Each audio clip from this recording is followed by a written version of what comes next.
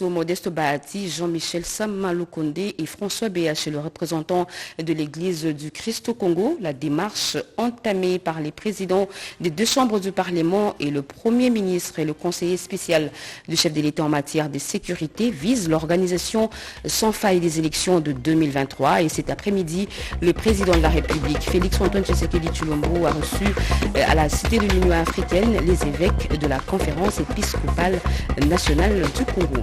Et la tradition a été respectée. Comme chaque vendredi, les membres du gouvernement se sont réunis autour du Premier ministre en distanciel pour la réunion du Conseil des ministres. Plusieurs points étaient inscrits à l'ordre du jour. Le compte rendu après ce journal avec le ministre de la Communication et des Médias, porte-parole du gouvernement, Patrick Mouyaya. Et puis cette bonne nouvelle pour les sportifs congolais, la République démocratique du Congo est qualifiée pour le barrage de la Coupe du Monde Qatar 2022. L'information vient du président de la FECOFA, Tshimanga Donatien, présent au Caire en Égypte, où il vient de participer à l'Assemblée générale de la CAF. Voilà pour les titres, mesdames et messieurs. Bonsoir et très heureuse de vous retrouver à travers cette grande édition d'information sur la chaîne nationale. Denis Sassou Nguesso a regagné son pays cet avant-midi. Il a été accompagné jusqu'au pied de l'hélico par son homologue congolais Félix-Antoine Tshisekedi Tshilombo. Le président de la République sœur du Congo-Brazza a séjourné à Kinshasa, vous le savez, pour participer à la conférence des hommes sur la masculinité positive et l'amélioration ou l'élimination des violences faites aux femmes et aux jeunes filles. Fanny Kikoufi. En visite officielle de 24 heures à Kinshasa, dans le cadre de la première grande conférence des hommes, chefs d'État et de gouvernement africains sur la masculinité positive, Denis Sassou Nguesso, président de la République du Congo et président de la Communauté économique des États de l'Afrique centrale, CEEAC, a quitté le sol congolais cet avant-midi. Bien avant, le président Félix Tshisekedi et son hôte ont eu un tête-à-tête à l'hôtel Rotana. De leur entretien, rien n'a filtré à la presse. Le président de la République démocratique du Congo et président en exercice de l'Union africaine, Félix-Antoine Tshisekedi Tshilombo, a personnellement accompagné son invité de marque. C'est par le Palais de la Nation que les deux homologues se sont dit au revoir. Les présidents des deux capitales les plus rapprochées du monde développent d'excellentes relations.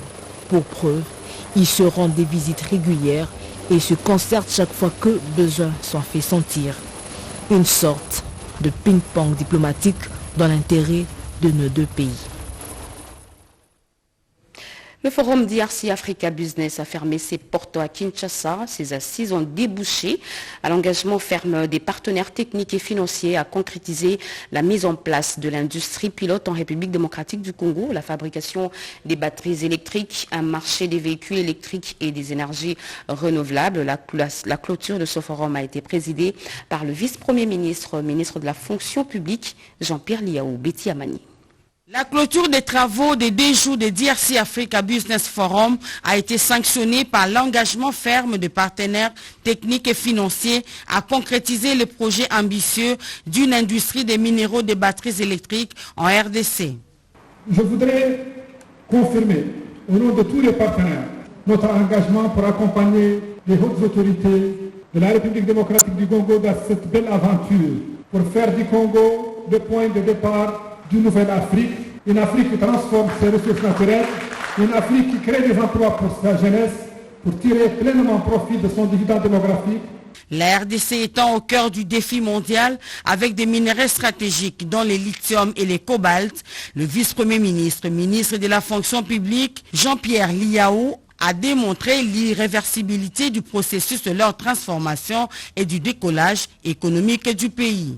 Cette valorisation de nos ressources naturelles nous permettra, en tant que gouvernement, de booster l'industrialisation qui s'avère être un secteur clé et porteur, susceptible de résorber la pauvreté et le chômage. Pour le ministre de l'Industrie, Julien Paluku Kaongia, une nouvelle page d'histoire s'ouvre en RDC et en Afrique sous l'industrie des batteries et des véhicules électriques. La République démocratique du Congo demeure ainsi la plaque tournante au regard de ses plus grandes réserves de minerais. L'Afrique va renaître à travers ces vastes projets qui fera d'elle et particulièrement la RDC, alors que jadis berceau de l'humanité, aujourd'hui l'Afrique va être le berceau de cette nouvelle technologie de production de batteries électriques pour contribuer à la lutte contre le réchauffement climatique. Tous les ministres de l'industrie des pays qui détiennent les grandes réserves de ce minerai stratégique se réuniront très prochainement pour formaliser les acquis de ces assises de haut niveau. Et les animateurs des institutions de la République ont entrepris une série de rencontres avec les responsables des deux églises traditionnelles, l'église du Christ au Congo et l'église catholique. Après le cardinal Ambongo, la délégation conduite par Christophe Mbosoko Diampwanga a été reçue par Gédéon André Bokundoa pour parler des questions importantes de la République. Regardez. 2 jours après avoir rencontré le cardinal Fridola Ambongo, la délégation composée du président de l'Assemblée nationale Christophe Mbosoko Diampwanga, celui du Sénat Modeste Bahati Lukwebo, du Premier ministre Jean-Michel Sama Lukonde et du conseiller spécial du chef de l'État en matière de sécurité François Beya a rencontré jeudi dans la soirée le président de l'église du Christ au Congo, André Bokundoa. S'adressant à la presse à l'issue de cette visite, le président de la Chambre basse du Parlement a déclaré qu'il était temps d'apaiser les esprits après les tensions observées à la suite de l'entérinement du président de la CENI, Denis Kadima. Nous sommes venus solliciter la collaboration de l'Église du Christ au Congo et nous avons demandé qu'on tourne le page de frustration, de mécontentement né à la suite de l'entérinement de l'équipe de la CENI. Nous avons présenté des explications, je pense. Nous avons fait les pas parce qu'il est dit, le Seigneur nous demande de faire la paix si cela dépend de vous. Nous avons bien des choses à réaliser pour le bien de notre population. Nous n'avons pas à traîner les pieds sur un dossier pour lequel nous demandons la compréhension de tout le monde. Alors, les élections, nous allons les organiser avec la collaboration de tout le monde. C'est la même mission, de bons offices, de réconciliation, de compréhension et d'entente. Le représentant de l'église du Christ au Congo a pour sa part salué la démarche entreprise par les différents chefs des institutions et le conseiller spécial du chef de l'État, Félix Antoine Tshisekedi Tshilombo. Démarche qui, d'après lui, vise la cohésion nationale et l'intérêt général. Leur présence ici chez nous, c'est d'abord un honneur pour nous, un honneur pour l'église, parce que nous sommes dans le pays. Et nous devons collaborer avec les institutions du pays. Le message, comme je l'ai dit à les honorables excellences, c'est que nous, Congolais, nous devons privilégier le consensus dans nos discussions, dans tout ce que nous vivons dans les pays, pour la paix de tous. Par ces contacts, il est visiblement constaté que le régime en place est engagé à organiser les élections démocratiques, transparentes et apaisées en 2023, comme le veut le chef de l'État, Félix Antoine Tshisekedi Tshilombo. Et le budget pour l'exercice 2022 représente une amélioration de plus de 40% et répond aux attentes du peuple congolais en respectant la vision du chef de l'État. Et le ministre d'État en charge du budget, Aimé Boji Sangara, s'en félicite. Il a dit lors du dépôt officiel du projet de loi des finances au Sénat en présence des membres du bureau chapeauté par le président Modeste Bahati Lukwebo. Ministre d'État, ministre du Budget Aimé Boji Sangara a déposé officiellement le projet de loi des finances exercice 2022 auprès du président du Sénat Modeste Bahati Lukwebo ce vendredi 26 novembre 2021 en présence des membres de son bureau. Le ministre d'État Aimé Boji Sangara, qu'accompagnait son vice-ministre Élisée Makosso, se félicite du budget qu'il vient de présenter car selon lui, comparativement au budget de l'exercice en cours, celui de 2022 représente une amélioration de plus de 40% et répond aux attentes du peuple congolais en respectant la vision du chef de l'État, Félix Antoine Tshisekedi Tshilombo, dans la mise en œuvre par le gouvernement Sama Lukonde. Quand on les compare à la loi initiale votée pour l'exercice 2021, avec un budget à hauteur de 14 600 milliards de francs congolais, soit à peu près 7,1 milliards de dollars, celui que nous avons présenté, le projet de loi de finances en cours d'examen, est chiffré à 20 730 milliards de francs congolais, soit à peu près 10 milliards de dollars américains, ce qui représente un accroissement d'à peu près 42% par rapport à la loi de 2021. Il y a aussi une nette amélioration dans les dépenses d'investissement.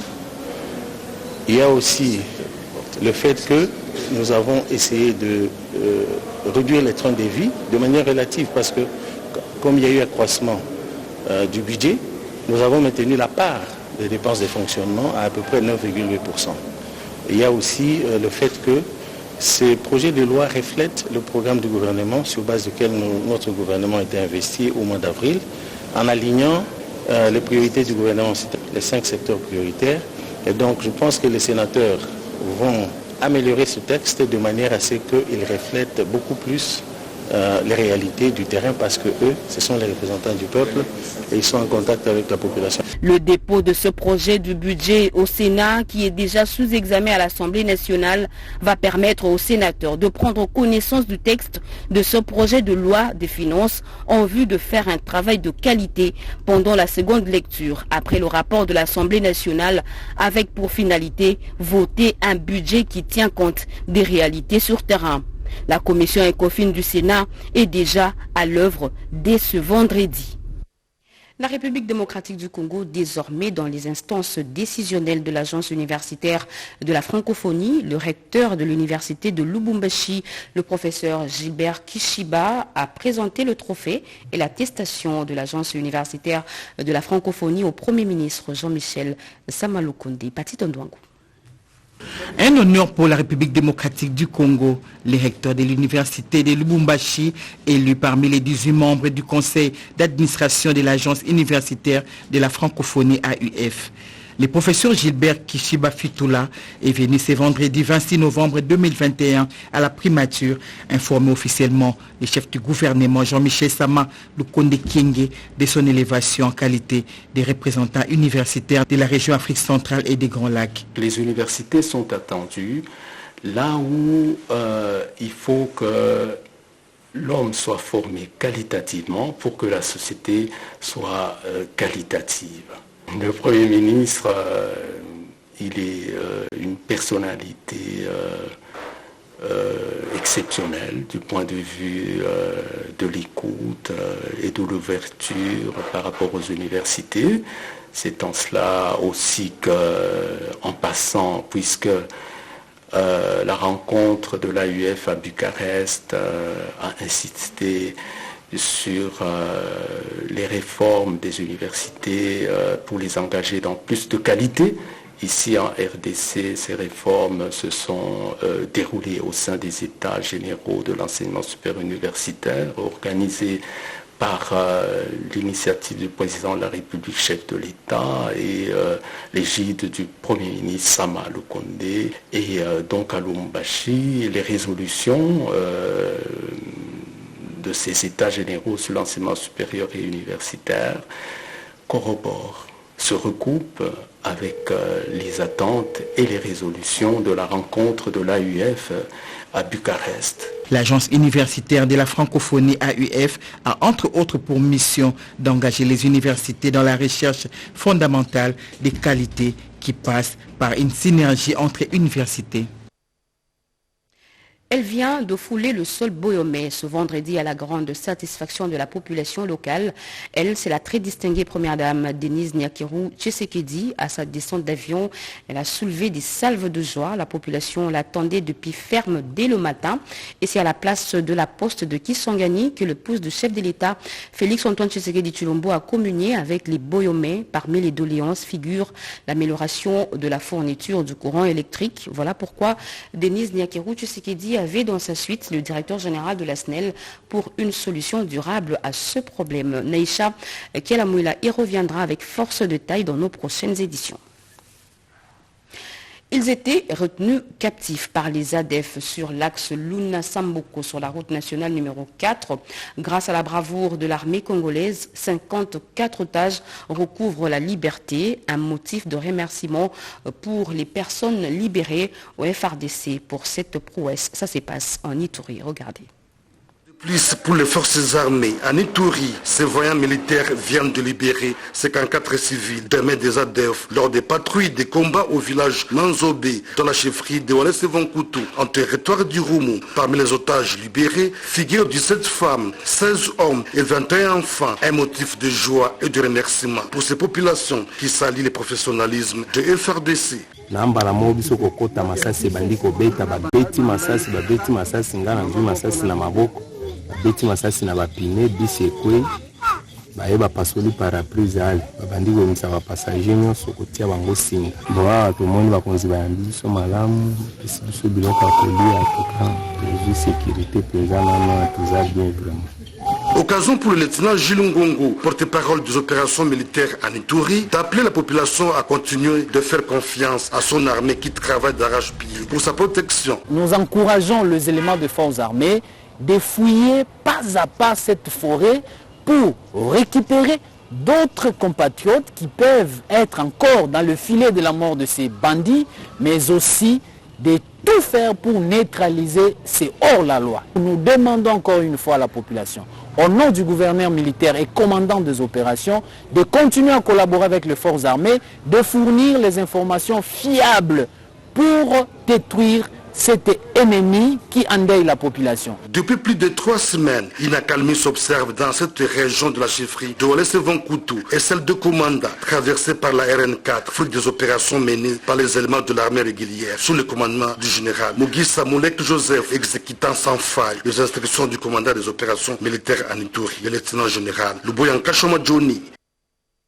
La question de l'appui de l'Union européenne au secteur de la sécurité en République démocratique du Congo a fait l'objet d'échanges ce matin à la Commission Défense et Sécurité de l'Assemblée nationale, réunion présidée par l'honorable Bertin Mubondi. Rikin Zuzuloya, Maïwel, reportage. Échange d'informations et réflexions sur l'appui de l'Union européenne à la réforme du secteur des sécurités. Aujourd'hui, c'est une concrétisation. Avec la rencontre du président de cette commission, Bertin Mubonzi, et le chef de la délégation de l'Union européenne, l'ambassadeur Jean-Marc Châtaignier, entouré des députés et des présidents des commissions défense et sécurité du Kasaï, de l'Ituri, du Nord et du Sud Kivu, avec la facilitation de la fondation Konrad Adenauer. Selon l'honorable Mubonzi, le gouvernement Sama Lukonde a mis un accent sur les mesures de renforcement de la sécurité nationale. L'absence d'une politique nationale de sécurité a fait qu'à présent, le soutien apporté au secteur de la sécurité en RDC s'est transformé en un ensemble d'activités vaguement liées. Ainsi, ce soutien ne s'est pas traduit en une amélioration du comportement et des capacités nationales qui est supposé être les résultats recherchés. Les efforts de la commission défense ici salués. Et nous sommes en train de féliciter et de remercier la commission défense et sécurité au niveau de l'Assemblée nationale parce qu'il y a peu que la commission a produit un rapport important, impeccable, qui a repris l'ensemble des préoccupations, l'ensemble des soucis qui se posent au niveau des 2 provinces sous état de siège. Délégué de l'Union européenne Jean-Marc Châtaignier a martelé la nécessité et l'importance sur la réforme du secteur de la sécurité, mais selon lui, cette réforme ne doit pas seulement être militaire, mais aussi s'inscrire dans une approche globale qui doit prendre en compte la diplomatie, défense, le développement, le droit de l'homme et des considérations politiques. Des objets d'art de musée des Tervuren en Belgique vont faire le chemin retour vers la République démocratique du Congo après plus d'un siècle. Le vice-premier ministre, ministre des Affaires étrangères Christophe Lutundula et la ministre belge de la coopération au développement s'y sont accordés. Doris Mozo nous en parle. La présence à Kinshasa de cette délégation belge s'inscrit dans la suite du plaidoyer mené par le vice-premier ministre ministre des Affaires étrangères et de la coopération internationale, Christophe Lutundula. La restitution du patrimoine culturel congolais est inéluctable et le travail pour sa réalisation doit être concerté. Madame Kitir, ministre belge de la coopération au développement, est à la tête de cette délégation qui séjourne à Kinshasa. L'objectif est de visiter quelques projets de coopération, participer à la conférence sur la masculinité positive et rencontrer quelques autorités sur la question des violences faites à la femme. La délégation a visité à Kinshasa quelques endroits où sont gardées les archives nationales. Madame Kitir a salué la profondeur de lien qui lie son pays, la Belgique et la République démocratique du Congo, ainsi que la volonté des deux pays d'aller de l'avant, surtout de travailler dans une approche véritablement mixte. Le vice-premier ministre, ministre des Affaires étrangères et de la coopération internationale, a exprimé, lui, de vive voix la satisfaction du gouvernement congolais de voir la Belgique s'engager afin pour la concrétisation de ce processus de restitution. Christophe Lutundula a promis à la délégation de s'impliquer lui-même personnellement dans les différents projets des investisseurs belges en République démocratique du Congo. Des échanges qui rassurent sur l'avenir et garantissent un environnement propice pour les investisseurs belges en République démocratique du Congo. Le vice-premier ministre, ministre des Affaires étrangères et de la coopération internationale, Christophe Lutundula Pala, a promis d'y travailler personnellement. Rendons-nous dans la province du Congo central où une évasion spectaculaire a eu lieu dans la prison de Matadi. Le vice-premier ministre, ministre de l'Intérieur et Sécurité, a fait le déplacement de Matadi pour s'enquérir de la situation et prendre les mesures qui s'imposent pour empêcher que pareille situation ne se reproduise. José Baïtouambo.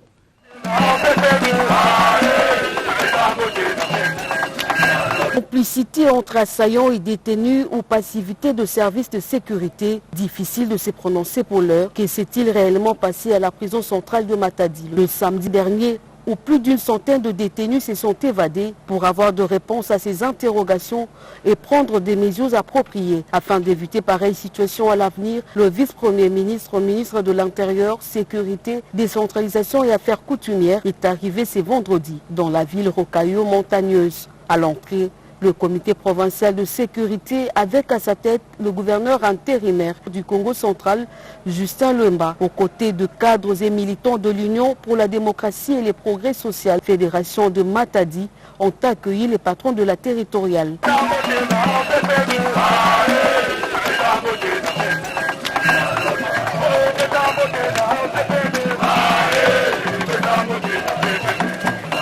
L'agenda de Daniel Asselo Kitowakoy prévoit plusieurs activités, notamment une visite à la prison centrale de Matadi, de réunions avec l'exécutif provincial, les autorités militaires et policières de la province, mais aussi le responsable de la prison de Matadi et autres. Pour rappel, les faits se sont déroulés aux alentours de 17 h. Une opération spectaculaire au cours de laquelle 2 hommes armés se sont présentés à l'entrée principale de la prison, ont neutralisé les gardiens et ouvert les cellules permettant à un grand nombre de prisonniers de s'enfuir. Affaire à suivre.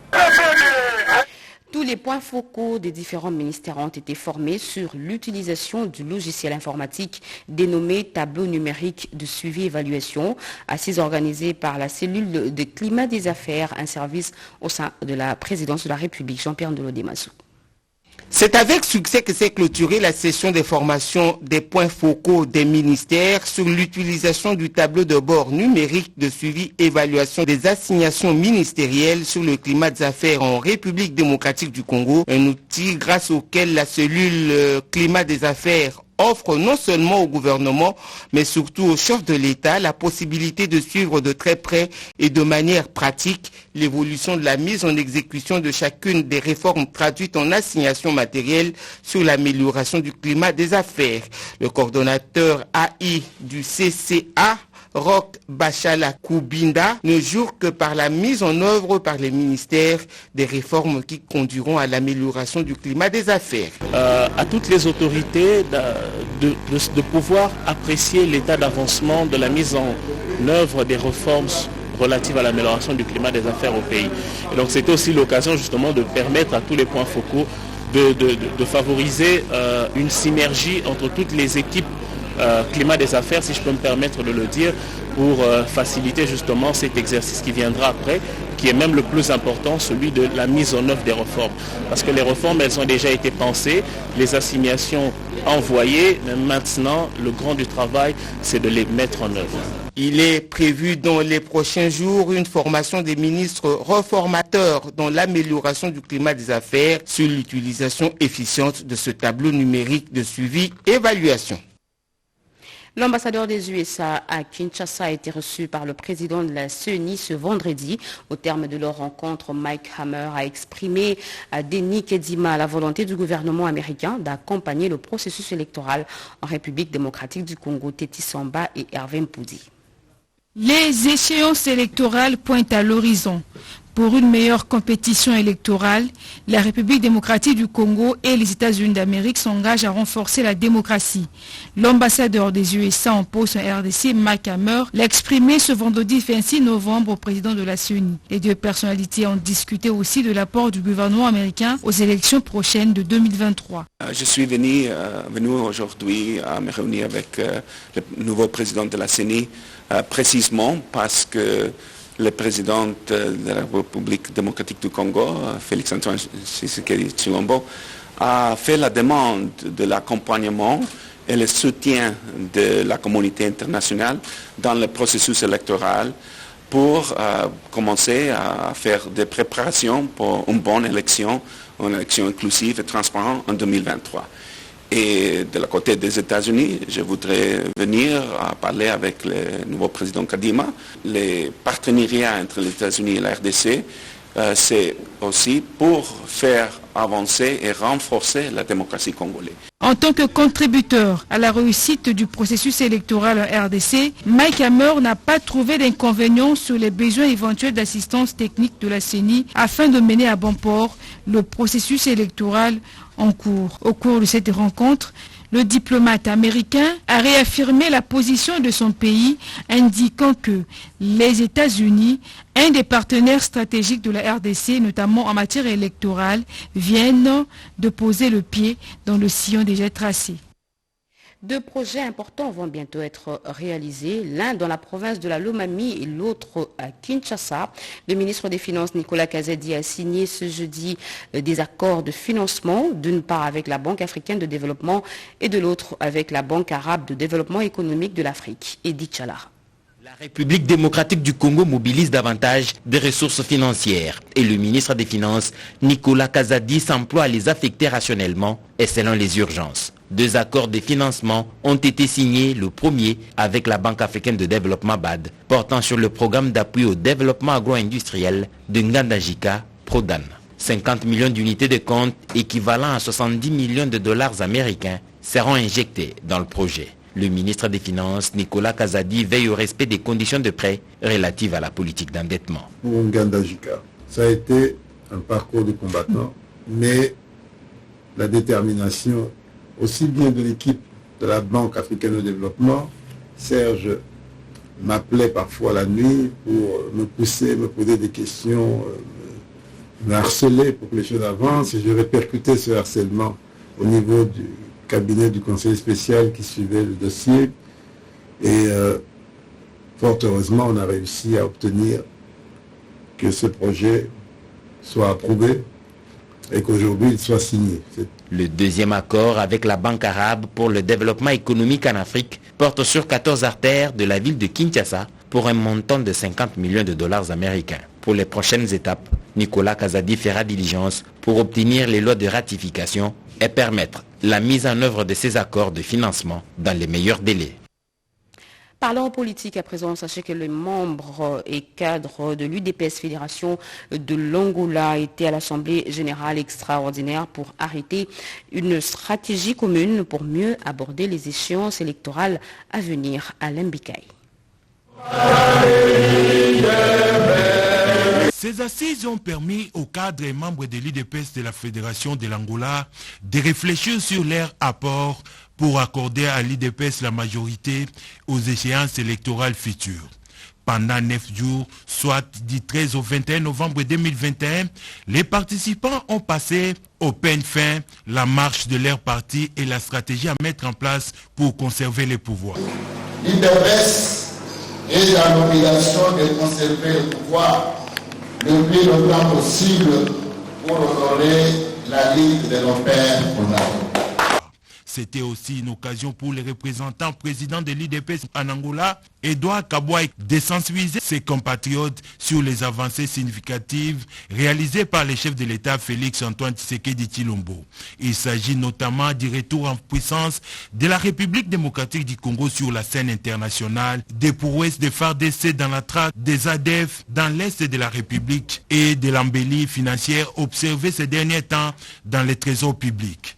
Edouard Kabouaï a aussi exhorté l'assistance à ne pas céder un seul instant à la manipulation des politiciens en perte de vitesse. C'est là avant d'annoncer l'arrivée dans les tout prochains jours du secrétaire général de l'IDPS à Luanda, en Angola. Et au regard de la situation socio-politico-économique du pays, Clément Kankou Boukassa, président du mouvement pour le renouveau, appelle la classe politique, toutes tendances confondues, à l'unité et à la cohésion nationale. Il propose la mise sur pied d'une commission vérité, justice et réconciliation pour que la République démocratique du Congo se lance effectivement dans son vrai développement. Séverine Pascal Katanda. Les guerres politiques, tribales et ethniques, la course au pouvoir n'avance en rien le pays qui vit cette malheureuse expérience depuis son accession à l'indépendance. Conscient de cette réalité, Clément Kankou Boukassa était face au peuple lors d'un meeting tenu le 5 novembre dernier avec les ténors de l'Union sacrée dans le cadre d'une réflexion approfondie sur les besoins réels. La RDC a besoin de l'unité nationale, la cohésion et la réconciliation que l'ensemble du pays recherche pour la stabilité socio-politico-économique, gage d'un véritable développement. Pour y parvenir, le président du mouvement pour le renouveau propose la mise sur pied d'une commission vérité, justice et réconciliation. Nous avons voulu montrer que les Congolais sont animés d'une seule chose, le développement de leur pays. On ne peut atteindre le développement de notre pays que si nous parlons d'une même voix. C'est comme ça que nous sommes venus aujourd'hui, chacun de nous contribuer à ce que l'unité nationale soit une réalité dans notre pays. Ce n'est pas normal qu'un pays à qui Dieu a tout donné, que le pays puisse devenir le pays le plus pauvre du monde, parce que nous sommes tous dans la distraction. Ce qui est important pour nous, c'est l'unité nationale. Il faut qu'il y ait une commission vérité, justice et réconciliation, comme nous avons vu en Afrique du Sud, pour que les Congolais connaissent la vérité sur tout ce qui s'est passé dans ce pays. Les Congolais ont assez souffert. Nous avons dit qu'on doit se mettre autour d'une table, avoir une commission, les Congolais viendront parler librement. Cette vision de l'unité nationale est une exhortation pour soutenir le pays de nos ancêtres, sans considération des tendances politiques. Plus aucun nuage entre l'Église catholique et le président de la République Félix Antoine Tshisekedi Tshilombo. Monseigneur Marcel Outembi, président de la conférence épiscopale nationale du Congo, a conduit une délégation des évêques auprès du chef de l'État pour aborder toutes les questions brûlantes du moment. Un mémorandum lui a été remis. Le résumé de cette rencontre avec Ibam Bessomoïsa.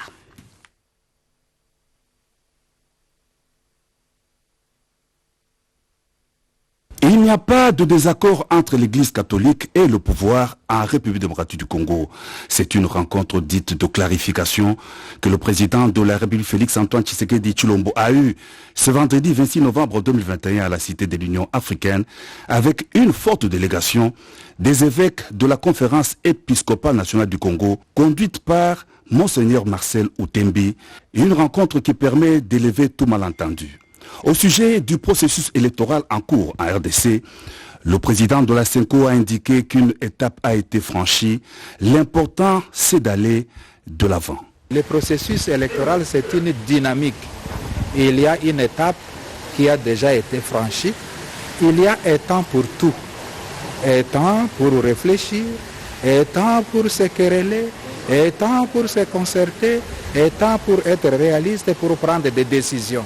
L'important, c'est d'aller de l'avant. Nous avons d'autres éléments de ce processus électoral qui nous engagent. L'Église, l'État et d'autres partenaires, comme par exemple l'éducation civique et électorale. Il y a aussi la mission d'observation électorale qui viendra. Mais il ne faut pas attendre 2023 pour en parler. Ces mécanismes doivent être déclenchés dès aujourd'hui.